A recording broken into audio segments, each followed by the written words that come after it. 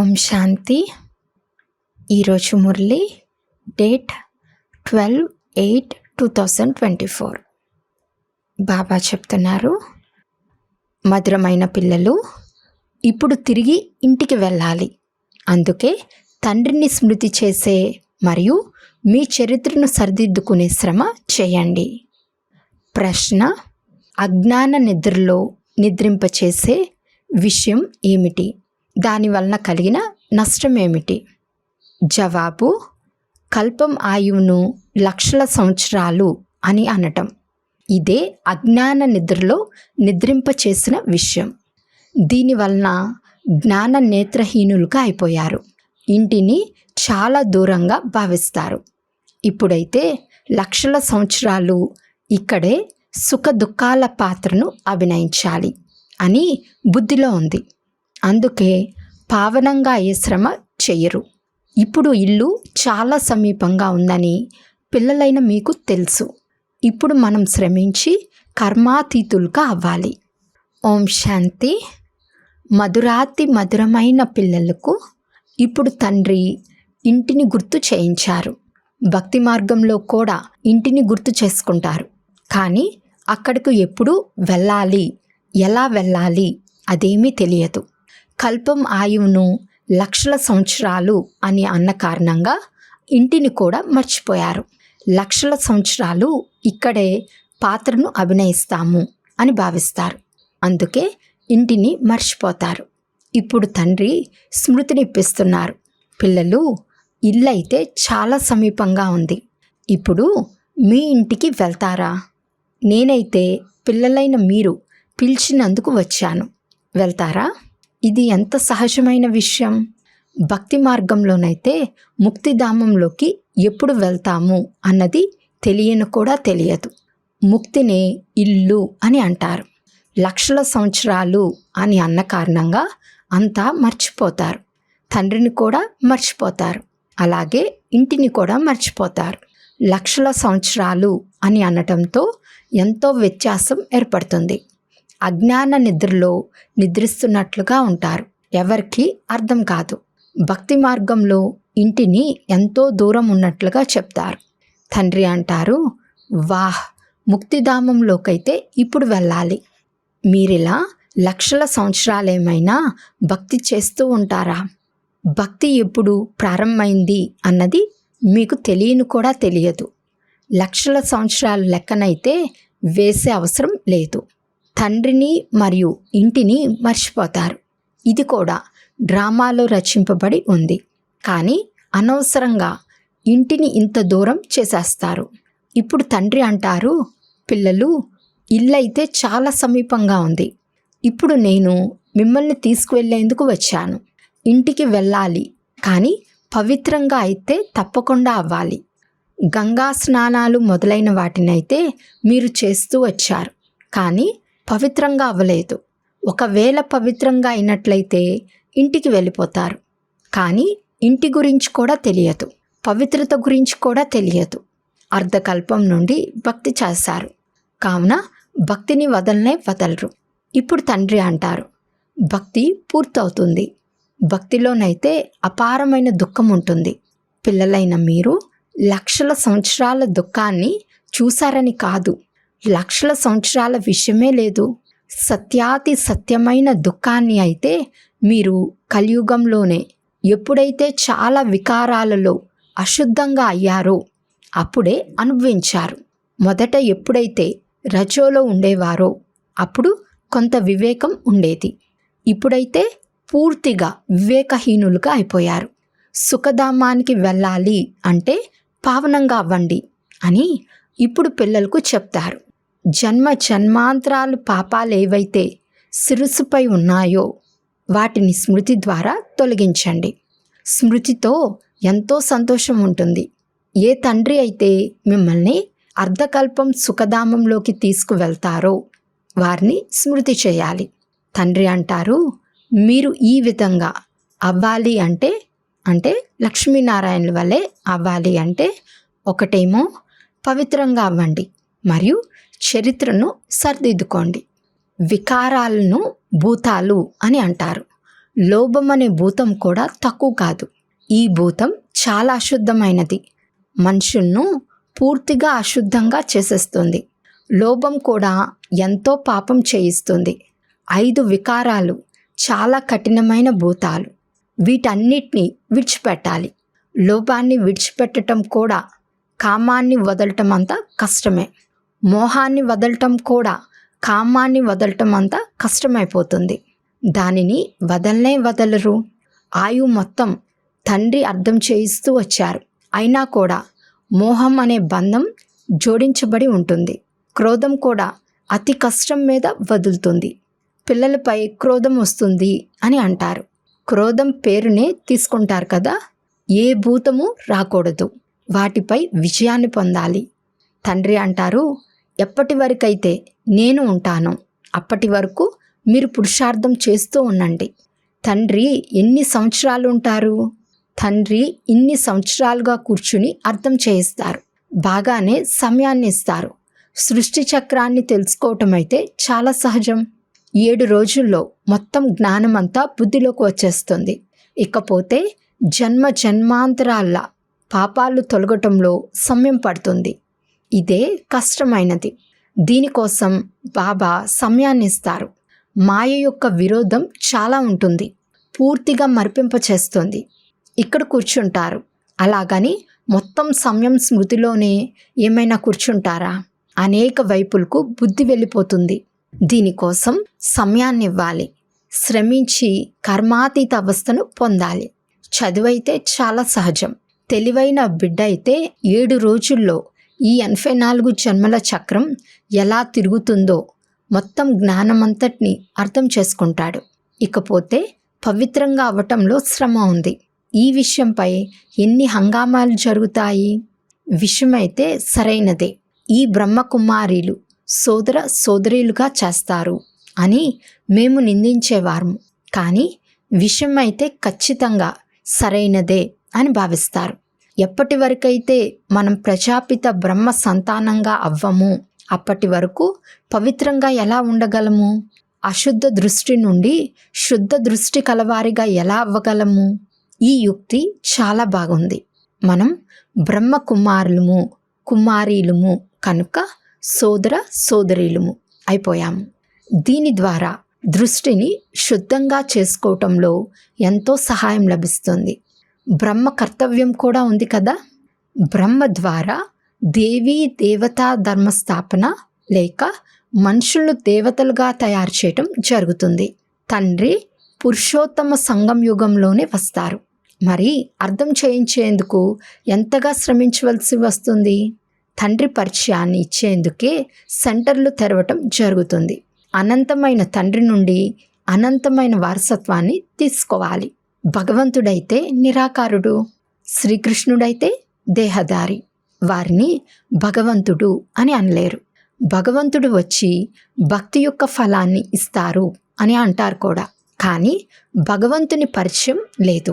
ఎంతగా మీరు అర్థం చేయిస్తారు, అయినా అర్థం చేసుకోరు. దేహదారులైతే తప్పకుండా పునర్జన్మల్లోకి వస్తారు. ఇప్పుడు వారి ద్వారా వారసత్వం లభించజాలదు. ఆత్మలకు ఒక్క పరంపిత పరమాత్మ నుండి వారసత్వం లభిస్తుంది. మనుషులకు జీవన్ముక్తిని ఇవ్వలేరు. ఈ వారసత్వాన్ని పొందేందుకు పిల్లలైన మీరు పురుషార్థం చేస్తున్నారు. ఆ తండ్రిని పొందేందుకు మీరు ఎంతగా భ్రమించేవారు? మొదటైతే కేవలం ఒక్క శివుణ్ణి పూజనే చేసేవారు. ఇంకెటువైపుకు వెళ్ళేవారు కాదు. అది అవ్యభిచారి భక్తి. ఇతరుల మందిరాలు మొదలైనవి ఇన్ని ఉండేవి కావు. ఇప్పుడైతే లెక్కలేనన్ని చిత్రాలున్నాయి. మందిరాలు మొదలైన వాటిని తయారు చేస్తూ ఉంటారు. భక్తి మార్గంలో మీరు ఎంతగా శ్రమించవలసి ఉంటుంది? శాస్త్రాల్లో గతి సద్గతుల మార్గం ఏమీ లేదని మీకు తెలుసు. దానినైతే ఒక్క తండ్రే తెలియజేస్తారు. భక్తి మార్గంలో ఎన్ని మందిరాలను నిర్మిస్తూ ఉంటారు? వాస్తవానికి మందిరాలు కేవలం దేవీ దేవతలవే ఉంటాయి. మనుషులు ఇంకెవ్వరివి మందిరాలు తయారవ్వవు. ఎందుకంటే మనుషులైతే పతితులు. పతిత మనుషులు పావన దేవతలను పూజిస్తారు. వారు కూడా మనుషులే కావచ్చు, కానీ వారిలో దైవీ గుణాలున్నాయి. ఎవరిలోనైతే దైవీ గుణాలు లేవో వారు వీరి పూజను చేస్తారు. స్వయం మీరే పూజలుగా ఉండేవారు, మళ్ళీ పూజారులుగా అయ్యారు. మనుషుల భక్తిని చేయటం ఈ పంచతత్వాల భక్తిని చేయటం వంటిది. శరీరం అయితే పంచతత్వాలతో తయారు చేయబడింది. ఇప్పుడు పిల్లలు ముక్తిధామంలోకి వెళ్ళాలి. దీనికోసం ఇంతటి భక్తిని చేశారు. ఇప్పుడు నాతో పాటు తీసుకుని వెళ్తాను. మీరు సత్యుగంలోకి వెళ్ళిపోతారు. పతిత ప్రపంచం నుండి పావన ప్రపంచంలోకి తీసుకువెళ్లేందుకు తండ్రి వచ్చారు. పావన ప్రపంచాలు ఉన్నవి రెండే, ముక్తి మరియు జీవన్ముక్తి. తండ్రి అంటారు, మధురాతి మధురమైన పిల్లలు, నేను కల్పకల్పము సంగం యుగంలో వస్తాను. మీరు భక్తి మార్గంలో ఎన్ని దుఃఖాలను పొందుతారు. నలువైపులా తిరిగి వచ్చాము, అయినా కానీ ప్రతి క్షణం దూరంగానే ఉన్నాము అన్న పాట కూడా ఉంది కదా. ఎవరి నుండి దూరంగా ఉన్నారు? తండ్రి నుండి. తండ్రిని వెతికేందుకు జన్మ జన్మలు తిరుగుతూ వచ్చారు, కానీ తండ్రి నుండి దూరంగానే ఉన్నారు. అందుకే ఓ పతిత పావన రండి, వచ్చి పావనంగా తయారు చేయండి అని పిలుస్తారు. తండ్రి తప్ప ఇంకెవ్వరూ తయారు చేయలేరు. కావున ఈ ఆటయే 5000 సంవత్సరాల ఆట. ప్రతి ఒక్కరూ కల్పకృతం ఏ రకంగానైతే చేశారో డ్రామానుసారంగా అదే విధంగా పురుషార్థం చేస్తారు. దాని అనుసారంగానే రాజధాని స్థాపన జరుగుతోంది. అందరూ ఒకే విధంగానైతే చదువుకోరు. అందరూ ఒకే విధంగానైతే చదువుకోరు. ఇది పాఠశాల కదా. ఇది రాజయోగం యొక్క చదువు.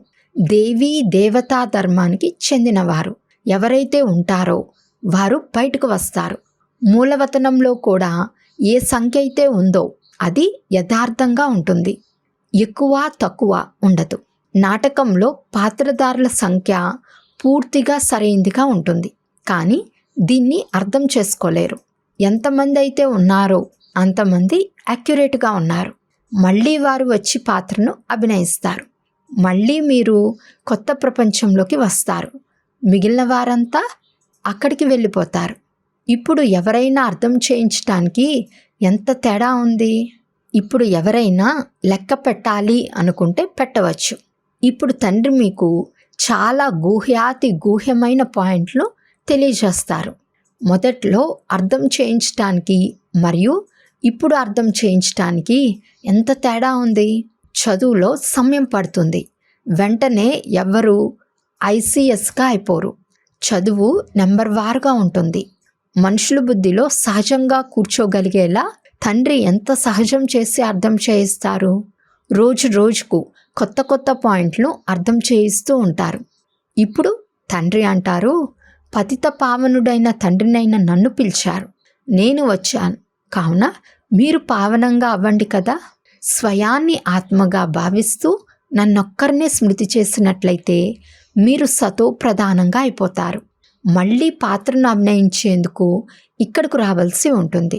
తండ్రి అంటారు, ఆత్మ పతితంగా అయింది, అందుకే పావనంగా అయ్యేందుకు పతిత పావనుడైన తండ్రిని గుర్తు చేస్తారు. ఇది ఎంత అద్భుతం. ఇంత చిన్న ఆత్మ ఎంతటి పాత్రను అభినయిస్తుంది. దీనిని సృష్టి అద్భుతం అని అంటారు. దానిని చూడటం జరగదు. మేము పరమాత్మ సాక్షాత్కారాన్ని పొందాలి అని కొందరు అంటారు. తండ్రి అంటారు, ఇంత చిన్న బిందువును మీరేం సాక్షాత్కారం చేసుకుంటారు. నేను తెలుసుకోవలసిన వాడినే, ఇకపోతే చూడటం అయితే కష్టం. ఆత్మకు పాత్రను అభినయించేందుకు ఈ కర్మేంద్రియాలన్నీ లభించాయి. ఎంతటి పాత్రను అభినయిస్తుంది. ఇది అద్భుతం. ఆత్మ ఎప్పుడు తరగదు. ఇది అవినాశీ డ్రామా. ఇది తయారు చేయబడిన అవినాశీ డ్రామా. ఇది ఎప్పుడు తయారు చేయబడింది అన్నది అడగలేరు. దీన్ని అనాది అని అంటారు. మనుషులను అడగండి. రావణుడిని ఎప్పటి నుంచి కాలుస్తూ వచ్చారు. శాస్త్రాలను ఎప్పటి నుండి చదువుతూ వచ్చారు. అనాదిగా చేస్తున్నాము అని అనేస్తారు. వారికి తెలియదు. తికమక పడ్డారు కదా. పిల్లలను ఏ విధంగానైతే చదివిస్తారో అదే విధంగా తండ్రి కూర్చుని అర్థం చేయిస్తారు. మనం పూర్తిగా బుద్ధిహీనులుగా ఉండేవారము. తర్వాత అనంతమైన వివేకం వచ్చింది అని మీకు తెలుసు. అది హద్దు చదువు, ఇది అనంతమైనది. అర్ధకల్పం పగలు, అర్ధకల్పం రాత్రి ఉంటాయి. 21 జన్మలు మీరు అంశమాత్రం కూడా దుఃఖాన్ని పొందలేరు, కొద్దిగా కూడా కష్టాన్ని కలిగించలేరు, ఎవ్వరూ దుఃఖాన్ని ఇవ్వలేరు అని అంటారు కదా. దాని పేరే ఉంది సుఖధామం. ఇప్పుడైతే సుఖం లేనే లేదు. ముఖ్యమైన విషయం పవిత్రతకు సంబంధించింది. గుణాలు బాగుండాలి కదా. పిల్లలకు ప్రతి విషయం స్పష్టంగా అర్థం చేయించడం జరుగుతుంది. లాభం మరియు నష్టం ఉంటుంది కదా. ఇప్పుడైతే తండ్రి అంటారు, లాభం విషయమే పోయింది, ఇప్పుడైతే నష్టమే నష్టం జరగనున్నది. వినాశన సమయం వస్తోంది. ఆ సమయంలో ఏమేమి జరుగుతుందో చూడండి. వర్షం కురవకపోతే ధాన్యం ఎంత ఖరీదైపోతుంది. 3 సంవత్సరాల తర్వాత ఎంతో ధాన్యం ఉంటుంది అని ఎంతగానో అంటారు. మళ్ళీ ధాన్యాన్ని బయట నుండి తెప్పిస్తూ ఉంటారు. ఒక్క గింజ కూడా లభించలేనటువంటి సమయం వస్తుంది. అంతటి ఆపదలు రానున్నాయి. వీటిని ఈశ్వర్య ఆపదలు అని అంటారు.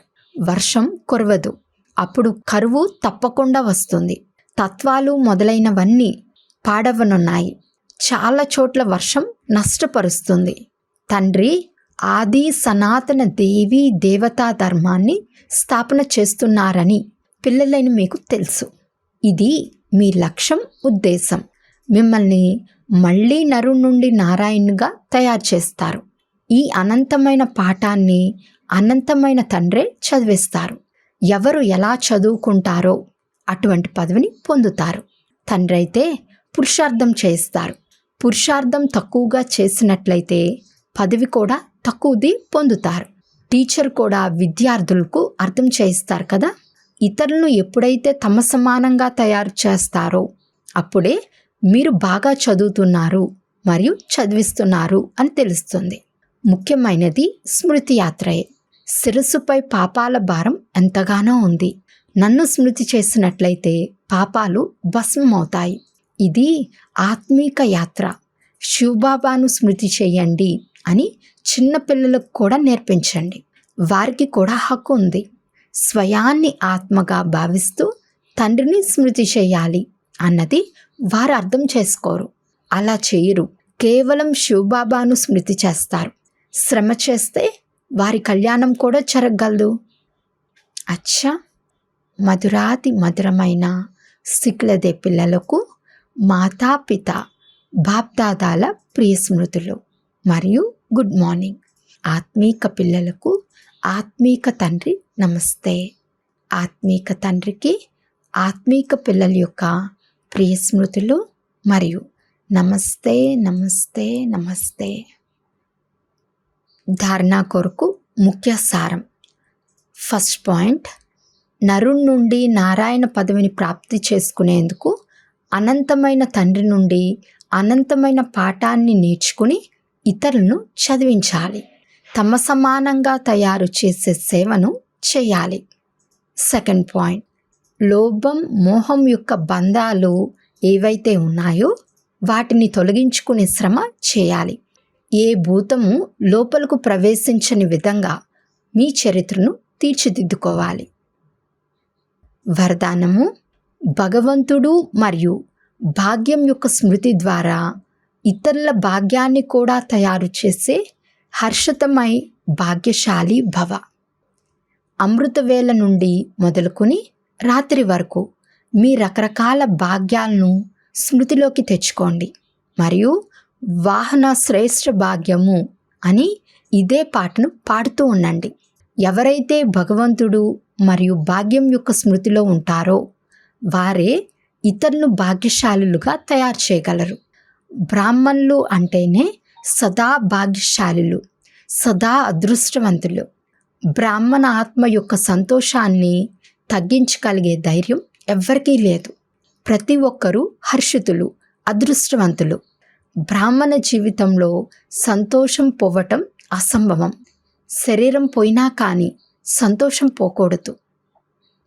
స్లోగన్, మాయావుయులను వదిలి అతీంద్రియ సుఖం అనే ఉయ్యల్లో సదా ఊగుతూ ఉండండి.